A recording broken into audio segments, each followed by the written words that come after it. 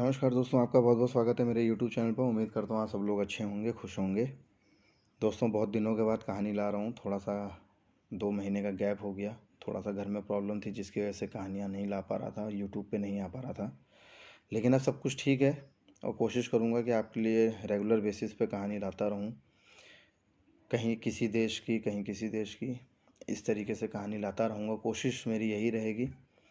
तो चलिए दोस्तों, आज की कहानी शुरू करते हैं। आज की जो कहानी है दोस्तों, वो है बॉलीवुड इंडस्ट्री की बहुत ही जानी मानी हस्ती, बहुत ही जानी मानी एक्ट्रेस दिव्या भारती जी की, जिनकी मौत की मिस्ट्री आज भी सॉल्व नहीं हो पाई है।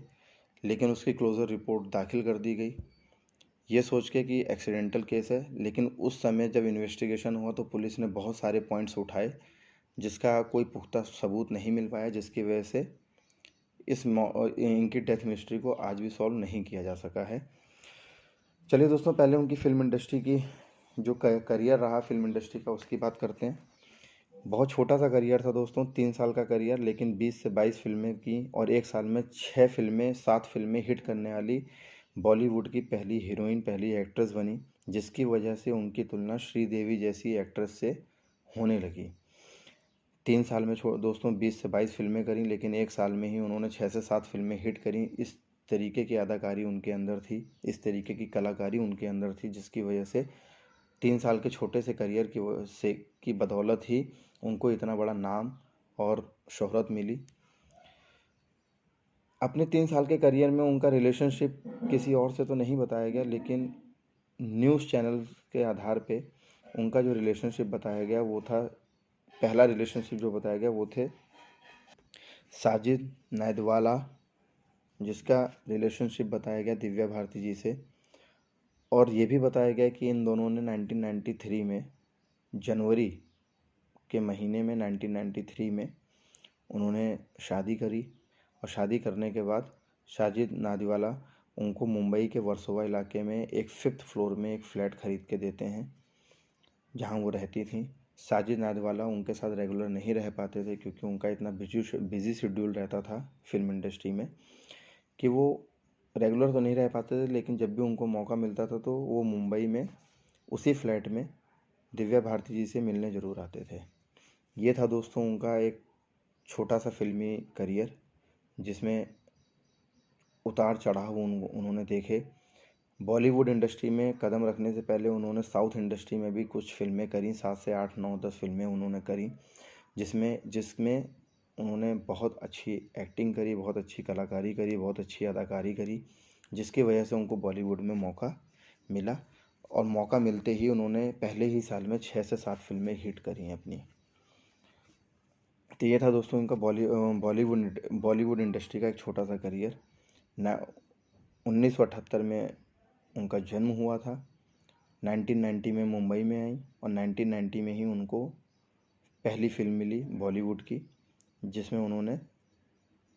जिसकी वजह से उनको इतनी शोहरत और इतना नाम रुतबा उनको मिला। अब बात करते हैं दोस्तों, दिन आता है 5 अप्रैल 1993। हैदराबाद में उनकी 5 अप्रैल 1993 में शूटिंग थी। शूटिंग से एक दिन पहले वो और उनकी पूरी क्रू टीम, उस फिल्म की पूरी क्रू टीम हैदराबाद चली जाती है 4 अप्रैल 1993 में को।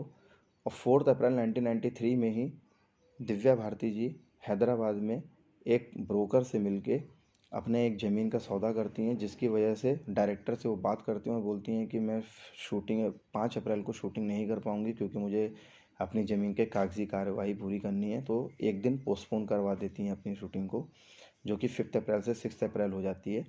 और 5 अप्रैल को वो अपना दोपहर तक कागज़ी कार्रवाई करके किसी कारणवश, किसी काम के लिए वो मुंबई चली जाती हैं और उसी वर्सोवा इलाके के फ्लैट में जाके रहने लगती हैं। तभी वो अपने फ्लैट से पहुंचने के बाद थोड़ी देर आराम करती हैं और आराम करने के बाद वो अपने फैशन डिज़ाइनर नीता लुल्ला को फ़ोन करती हैं और कहती हैं कि मुझे आपके साथ आज मीटिंग करनी है। मीटिंग के दौरान, क्योंकि उन नीता लुल्ला सिर्फ दिव्या भारती जी की फैशन डिज़ाइनर ही नहीं थी।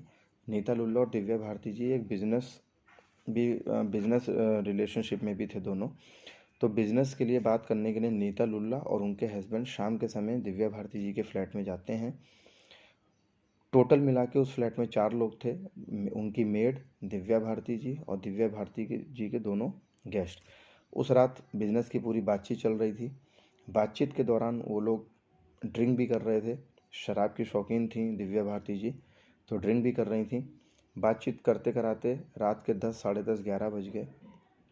अब वो लोग, बातचीत उनकी ख़त्म हो चुकी थी, वो लोग एंजॉय कर रहे थे, ड्रिंक ले रहे थे, टीवी देख रहे थे, म्यूज़िक सुन रहे थे। दिव्या भारती जी, नीता लुल्ला जी और उनके हस्बैंड के बयान के आधार पे बताया जाता है कि दिव्या भारती जी उस दिन बहुत खुश थीं। अपनी ज़मीन को, जो उन्होंने वो नया नया सौदा किया था अपनी ज़मीन का हैदराबाद में, उस चीज़ को लेके, अपने फिल्मी करियर को लेके, अपनी शोहरत को लेके वो इतनी खुश थीं, जिसके लिए उन्होंने ये एक छोटी सी पार्टी भी रखी थी अपने गेस्ट के साथ। और इसी बहाने उनकी बिज़नेस की भी बातचीत हो गई और एक छोटी सी एंजॉयमेंट भी वो लोग कर रहे थे। नीता लुल्ला जी के बयान के आधार पे रात के करीब 11 बजे होंगे। दोनों सब लोग शराब पी रहे थे, एंजॉय कर रहे थे, और तभी अचानक नीता लुल्ला जी के बयान के आधार पे बताया जाता है कि दिव्या भारती जी अचानक उठती हैं और उठ के अपने ही ड्राइंग रूम के एक विंडो एक था उनके ड्राइंग रूम के पास, उस पे जाके बैठ जाती हैं। उस विंडो में, दोस्तों मैं आपको बता दूं, पहले ही पुलिस इन्वेस्टिगेशन में ये चीज़ गौर किया गया, उस विंडो में ग्रिल नहीं लगी थी, लेकिन उस विंडो में जो विंडो ऑटो स्टॉपर था वो रहता था, तो जिसकी वजह से विंडो को खुलने में काफ़ी प्रेशर लगाना पड़ता था, तब जाके वो विंडो खुलती थी। तो दिव्या भारती जी विंडो पे बैठी थी और विंडो में बैठने का तरीका ऐसा था कि उनकी जो पीठ थी, बैक जो था वो उनका बाहर की तरफ था, और जो उनका फेस फ्रंट था वो अंदर की तरफ, अपनी ड्राइंग रूम की तरफ था। नीता लुल्ला जी के बयान के आधार पर बताते हैं कि बैठे हुए उनको 5 मिनट ही नहीं हुए होंगे, तभी अचानक उनका शरीर डिसबैलेंस हुआ, और डिसबैलेंस होते ही उनका वो नीचे गिर गई। नीचे गिरने के बाद तुरंत जैसे ही नीता लुल्ला जी देखती हैं, उनका जो फेस था ऊपर की तरफ था और जो पीठ थी ज़मीन की तरफ थी, और वो नीचे गिरी हुई थी। वो नीता लुल्ला, उनके हस्बैंड और मेड, तीनों लोग तुरंत नीचे भागते हुए जाते हैं और भागते हुए जाते हैं और तुरंत हॉस्पिटल लेके जाते हैं। हॉस्पिटल जैसे ही दिव्या भारती जी को लेके जाया जाता है, सांस चल रही थी, डॉक्टर सारी सब कार्रवाई कर रहे थे, तभी अचानक वो दम तोड़ देती हैं। इस तरीके से उनकी मौत हो जाती है। तो ये था दोस्तों जो उनके गेस्ट के बयान थे। इतनी बड़ी एक्ट्रेस की मौत हुई थी, पुलिस इन्वेस्टिगेशन होना लाजमी बात थी। अगले ही दिन पुलिस फ्लैट में आके कार्रवाई अपनी शुरू कर देती है। पहला जो वो पॉइंट नोटिस करती है, जिसकी वजह से पुलिस आज भी ये कंफ्यूज है कि वो एक्सीडेंटल केस था कि एक साजिश रचा गया था। दोनों ही चीज़ें, पुलिस दोनों ही तरीके से उसकी जांच कर रही थी उनकी मौत की। पहला जो पॉइंट निकाला गया वो ये निकाला गया कि विंडो में ग्रिल नहीं थी, ठीक है। दूसरा पॉइंट पुलिस द्वारा ये निकाला गया कि जो उसका जो विंडो ऑटो स्टॉपर था, जब मेड से पूछा गया तो मेड ने बोला कि विंडो ऑटो स्टॉपर बिल्कुल काम कर रहा था, बिल्कुल सही था। लेकिन पुलिस ने जब देखा विंडो ऑटो स्टॉपर, तो विंडो स्टॉपर ख़राब था और वो बिल्कुल फ्री हो चुका था। फ्री का मतलब, विंडो ऑटो स्टॉपर का मतलब मैं बता देता हूँ दोस्तों कि विंडो ऑटो स्टॉपर से क्या होता है कि विंडो बंद हो जाती है और जब उसको खोलना होता है तो थोड़ा प्रेशर लगाना होता है, तो उस पर आपकी थोड़ी सी ताकत लगती है, तब जाके विंडो आपका ओपन होता है। और फ्री होने का मतलब ये है कि विंडो में आप ज़रा से भी टच करेंगे वो आपका विंडो तुरंत खुल जाएगा। तो इसका मतलब विंडो ऑटो स्टॉपर काम नहीं कर रहा था मेड के, जब पुलिस ने जांच करी उसके आधार पे। लेकिन मेड के बयान के आधार पे बताया जाता है कि विंडो स्टॉपर बिल्कुल सही था और वो काम कर रहा था। तो दूसरा पॉइंट ये भी पुलिस ने जांचा कि हो सकता है कि साजिश की गई हो उनकी मौत के लिए, तभी ये विंडो स्टॉपर ख़राब किया गया हो। और ये साजिश करने वाला बहुत अच्छे से जानता होगा कि दिव्या भारती जी की ये आदत है कि कभी कभार वो विंडो पे भी जाके बैठ जाती हैं। तो हो सकता है कि उसने विंडो ऑटो स्टॉपर ख़राब कर दिया हो, क्योंकि विंडो ऑटो स्टॉपर सही होगा तो वो थोड़ा सा टेक भी लेंगे ना अगर विंडो पे, तो वो विंडो खुलेगी नहीं। लेकिन अगर विंडो ऑटो स्टॉपर ख़राब हो जाएगा और अचानक किसी को ये मालूम है कि वो विंडो ऑटो स्टॉपर ख़राब नहीं है, अगर ये किसी को मालूम है और वो बिल्कुल सही है, तो जब वो टेक लेगा तो वो बिल्कुल आराम से लेगा लेकिन जैसे ही दिव्या भारती जी ने टेक लिया विंडो पे, विंडो खुली क्योंकि विंडो ऑटो स्टॉपर ख़राब था, वो तुरंत नीचे गिर गई। पुलिस ने ये भी एक पॉइंट उठाया।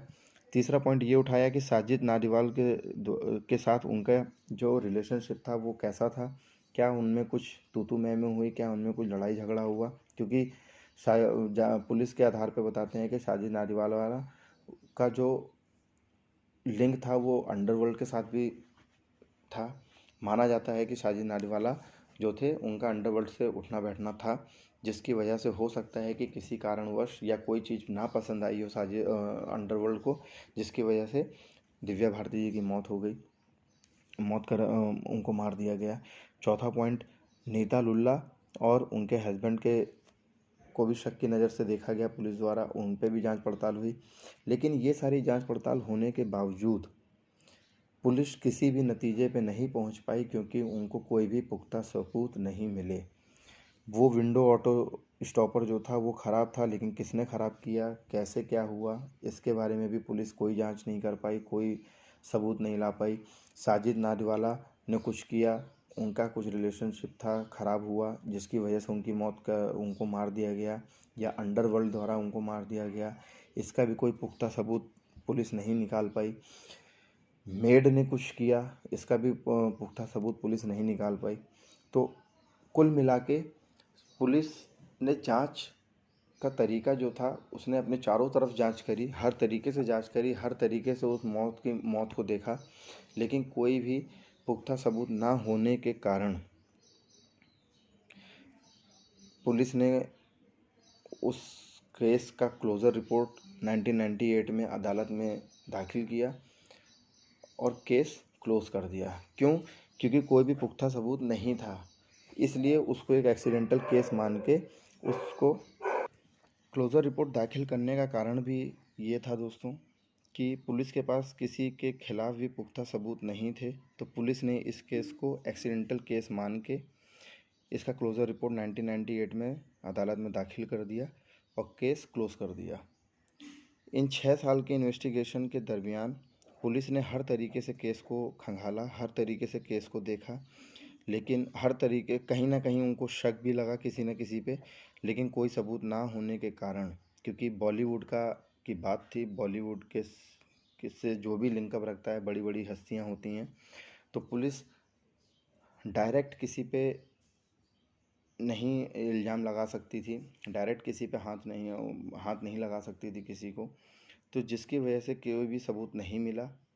और ऐसे ना जाने कितने ऐसे बॉलीवुड के दोस्तों केस हैं जिसका सबूत ना मिलने के कारण एक एक्सीडेंटल केस करके उसको बंद कर दिया गया। पुलिस ने सुसाइड के नज़र से भी उसको देखा, लेकिन अगर किसी इंसान को सुसाइड करना होगा तो वो एक दिन पहले अपने इतने बड़े ज़मीन का सौदा क्यों करेगा, बड़े बड़े फिल्मों को साइन क्यों करेगा। तो इससे ये पता चलता है कि सुसाइड तो नहीं हो सकता है। और नीता लुल्ला ने जैसा बयान दिया है, वो बोल रही कि वो बहुत खुश थी, तो जिसका लगता नहीं है कि उन्होंने कोई सुसाइड करने का उनका कोई इरादा था। लेकिन फिर भी पुलिस ने हर तरीके से जांचा, लेकिन कोई पुख्ता सबूत ना होने के कारण इस केस को बंद कर देना पड़ा। और आज 2023 हो चुका है दोस्तों, मौत हुए कम से कम 33 से 34 साल हो चुके हैं, 32 से 33 साल हो चुके हैं, लेकिन कोई भी सबूत ना होने के कारण इस मौत की मिस्ट्री को एक एक्सीडेंटल केस बना के क्लोज़ कर दिया गया। तो दोस्तों ये थी पूरी कहानी। मैं आप लोगों से पूछता हूँ दोस्तों कि क्या लगता है आपको कि क्या हो सकता है हुआ होगा दिव्या भारती जी के साथ।